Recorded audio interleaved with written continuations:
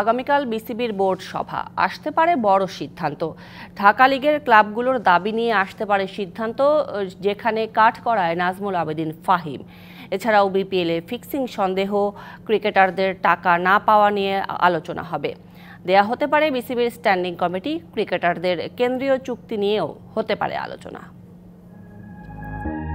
বিসিবিতে সবশেষ সশরীরে board meeting হয়েছে গত বছরের 21 ডিসেম্বর। চলতি বছরের শুরুর দিকে জরুরি বোর্ড সভা হলেও সেটি হয়েছে অনলাইনে। এক মাস পর আবারও বসছে বোর্ড সভা, যেখানে আসতে পারে গুরুত্বপূর্ণ বেশ কিছু সিদ্ধান্ত।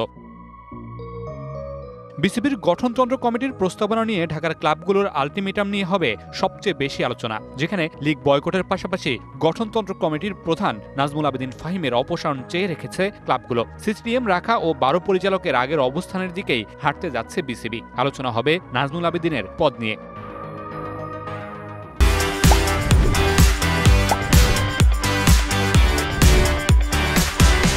এছাড়াও আলোচনা হবে এবারের বিপিএল ঘিরে জন্ম নেয়া নানা সন্দেহের বিষয় নিয়েও। সেই সাথে আলোচনায় থাকবে ফ্র্যাঞ্চাইজিগুলোর ক্রিকেটারদের টাকা পরিশোধ না করার বিষয়টিও। এই মিটিংয়ে বিসিবির স্ট্যান্ডিং কমিটি চূড়ান্ত হওয়ার কথা থাকলেও শেষ পর্যন্ত না হওয়ার সম্ভাবনাই বেশি, তবে হবে লম্বা আলোচনা। এছাড়াও ক্রিকেটারদের কেন্দ্রীয় চুক্তি নিয়ে হবে আলোচনা। বেশ কিছু ইস্যু থাকায় লম্বা মিটিংই হওয়ার কথা রয়েছে বিসিবিতে।